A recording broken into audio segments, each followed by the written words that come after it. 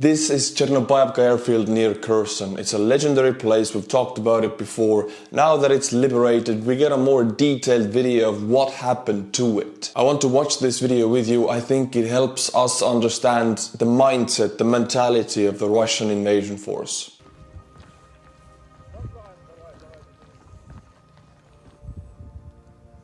This is the helicopter left to Chornobaivka by the Russians.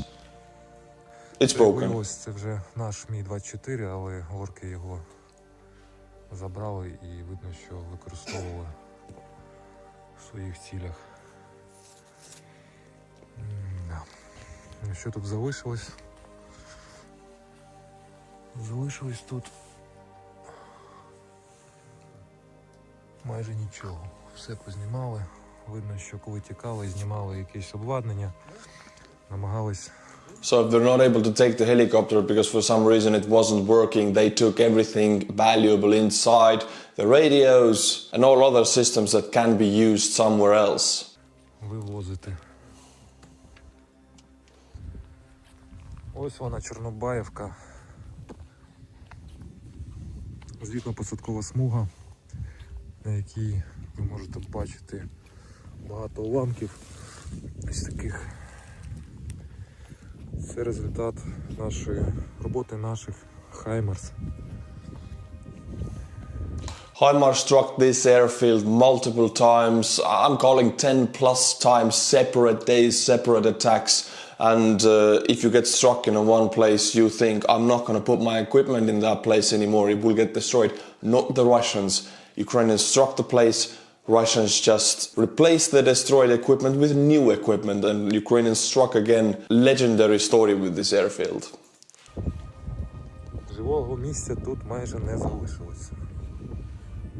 Там далі термінал, зараз ми їдемо туди. Ось він, головний термінал аеропорту Херсон, Чорнобаївка. Як бачите, знищений вщент. Ось саме тут в повному складі був знищений штаб 20-ї мотострілкової дивізії і був вбитий їх командир.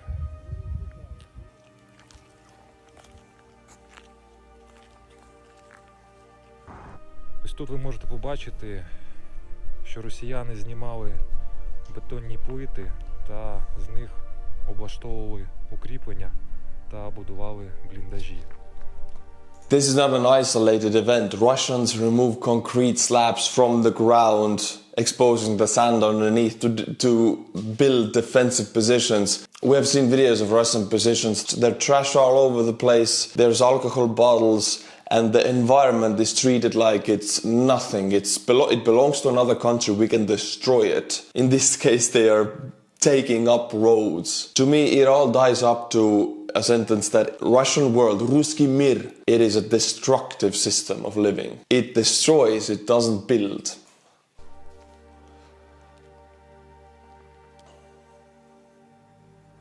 These are the concrete slabs that should be roads, but now they're defensive positions.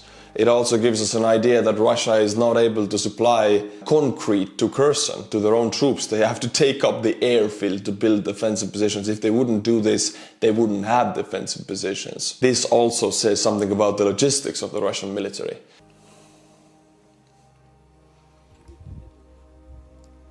There's a cat. This is the special Kherson cat, the Twitter account right here. When Soviet Union occupied Estonia up to 1991, Russian soldiers, Soviet soldiers in Estonia behaved the same way. They trashed around, they drank, they were vulgar, they harassed people. I'm not saying all Russians are like that. I'm saying their military encourages such a behavior.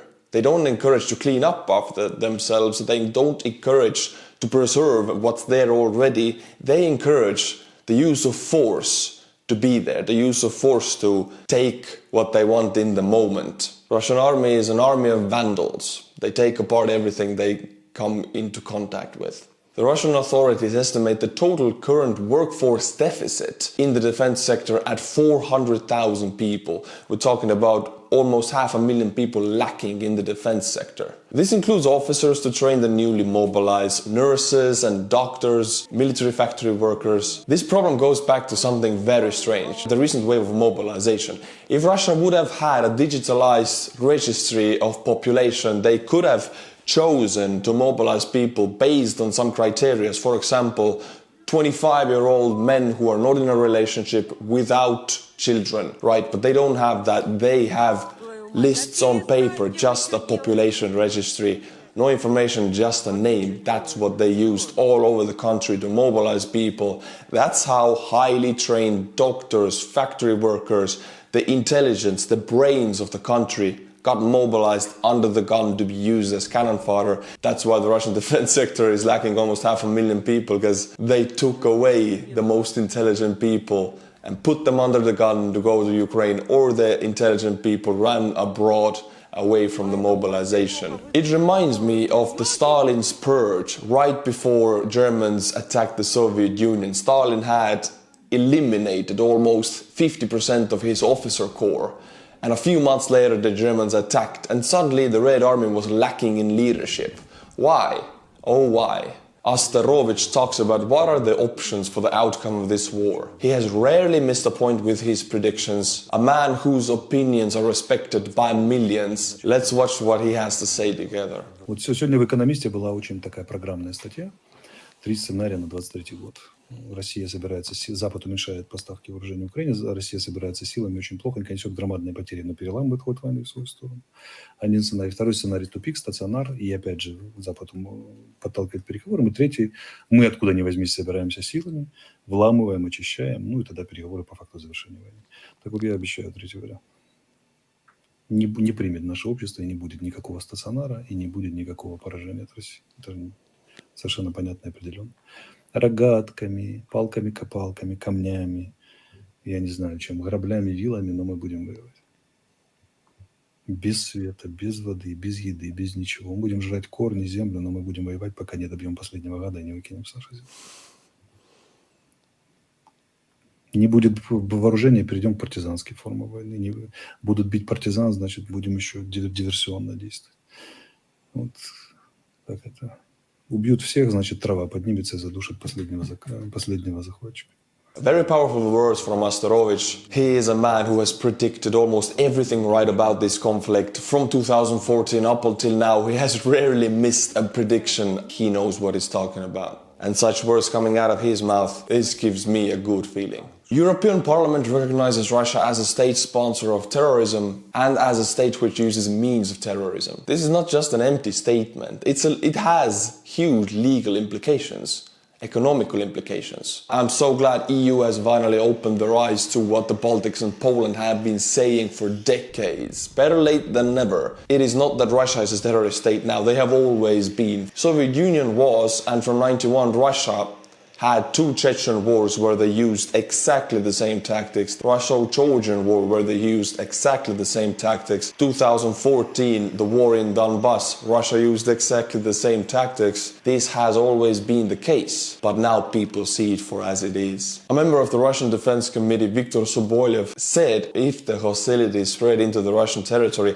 a new wave of mobilization is required. But in the end, only one man in Russia makes all of these decisions. That is Vladimir Putin. And he doesn't make these decisions when they are necessary for Russia or whatever reason. He makes these decisions when he wants to make these decisions. When he sees with his delusional and limited ability to look, now is the time. The previous mobilization wave proved to us that Russia can only gain cannon fodder from mobilizing its citizens. And yes, they can get a lot more of that cannon fodder, but let me remind, Ukraine is also mobilizing, and their troops, the civilians who are mobilized into Ukrainian army, are trained by the UK, by Estonia, by a list of NATO countries who will give them one of the best trainings in the world. They will also get proper gear to go into battle. They will get high morale, motivation and a certain goal to go into this war with, a purpose. They will get training and intelligence and encouragement to think with their own heads on the battlefield, to take decisions,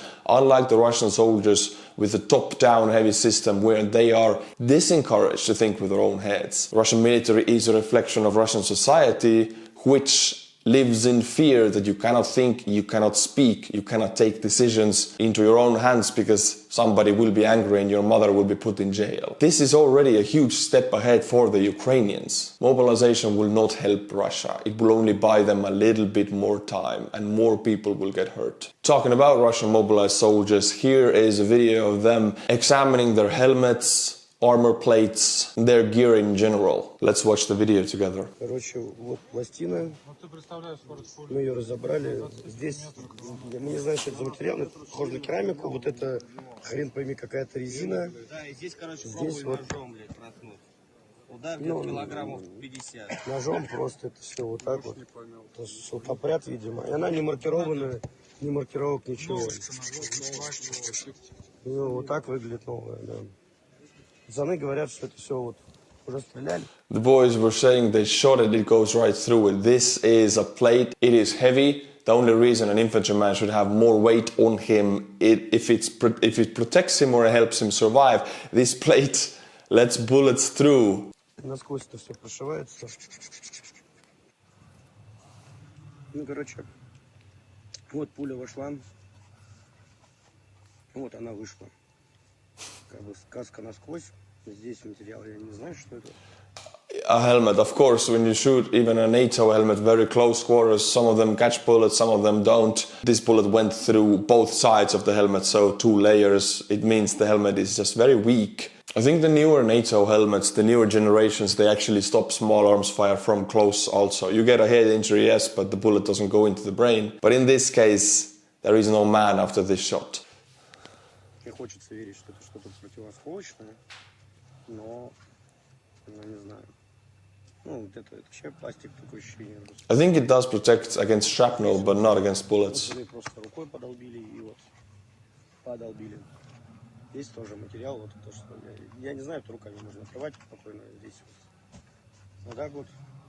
Ну и все, в общем-то. Вот это вот все, это наша гуманитарка. Вот. Humanitarian aid means this is the people, these are Russian people and Russian localized governments who have donated to the armed forces. This is not from the Russian state or Russian army. They have to rely on local donations to get supplies. As we can see, there were an axe, there was a chainsaw. These supplies are supposed to come from the army, but not in the Russian. In the Russian case, people have to pay for it because the government uses all of the money they get from selling energy to make missiles and send them to Ukraine. I mean, the previous missile strike on the 15th of November cost over 1 billion USD.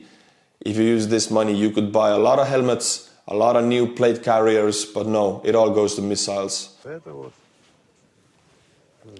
это наша все вот гуманитарка, которую нам прислали из городов.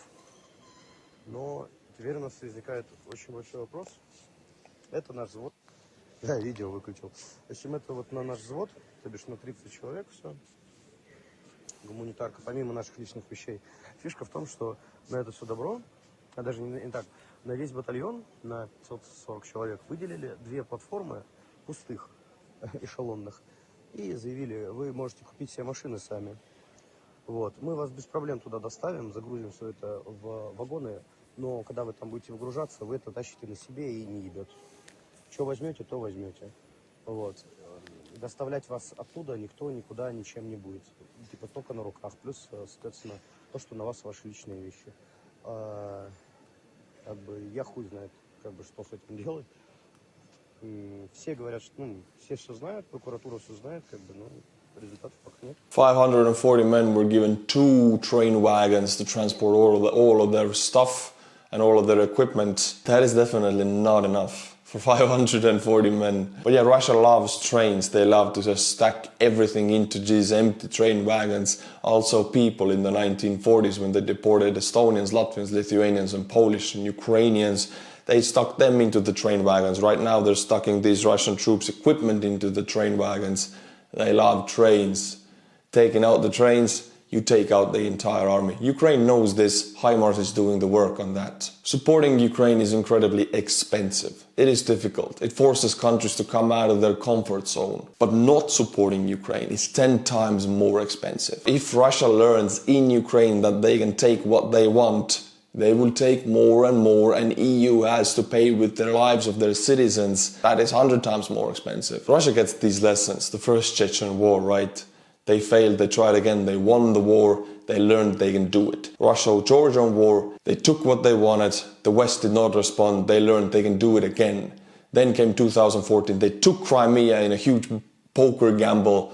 The West reacted weakly, Russia learned we can do it again. 2022 February, full invasion. All this is the result of previously neglected Western response. Well, I'm glad we respond now, but we are late. But this has to be the last time, this has to be the moment we teach Russia they cannot take what they want, not from us, not from anyone, they're going down. Australian mining billionaire Andrew Forrest will invest $740 million in Ukraine's private sector to kickstart its post-war economy. Very few countries in the world have been able to pick themselves up after huge wars, and the countries that are doing the best after these wars are Germany, South Korea, Japan. All of these countries were invaded, defeated, and then they built themselves up according to the Western standards, and now they're in the G20. We have other countries like Vietnam, North Korea, who are left to the other side. 40-50 years have passed, we have the results. The winners are the countries that built themselves up according to the Western standards and the Western intelligence. Ukraine will be one of these countries. They will depend on Western powers, Western intelligence, and Western money for some time. But if they adopt the system, get rid of the corruption, I see Ukraine as a thriving nation with a huge potential. They have a big population and they now have a very strong sense of identity. Ukraine will not be another Vietnam or another North Korea. They will be the next Japan, next Germany, next South Korea. Yevgeny Prigozhin, the head of the notorious Wagner mercenary group, he recruits from prisons, right? And he says that he's not recruiting male citizens who have been done you know what to in the prisons, but he plans to create a separate Pituch division in Russian. Pituch has a very strong meaning. I want to go into this for a moment. It is not just an empty random statement. This is a reflection of the Russian society and mentality. As a rooster, you know, the bird in Russia, it means Pituch, which has a meaning in Russian slang as a lower class male citizen. It comes from the prisons. I think it's the same in American prisons, where there are the lower class citizens who everybody can do with them whatever they want, and you know what they do with them. Prigozhin has served 13 years in prison. He is a low-life thug. He's nothing more. He has no ethics, he has no moral. He's a thief. They call it вор в законе in Russian. He represents the prison culture and he enforces that culture onto his units in the Wagner group. Putin has surrounded himself with loyal thugs, low-life thieves who can do the dirty work for him. Fish rots from the head. Putin is the head. For the last 20 years, this prison culture has been forced upon the Russian society, and unfortunately they have accepted it. There are some unwritten rules in the Russian society that come from prison systems. If you're a Pituch, Голубой, Piderast, you're a lower class citizen, nobody will help you. You're treated worse than an animal, a non-human. This is the hard work of Putin and his low-life thug friends at the top. My friends, I will keep you posted on what's going on in Ukraine and in Russia. Thank you for coming back. Thank you for watching my videos. I hope you're having a great, fantastic day. And if you're struggling with something, find the strength in yourself to handle it. If you like what I do, Patreon is in the description below. I make small vlog updates to Patreons only, like stories or video updates of what's going on in my life. So you get that content if you subscribe to Patreon. Until my next video, my friends. Slava Ukraini.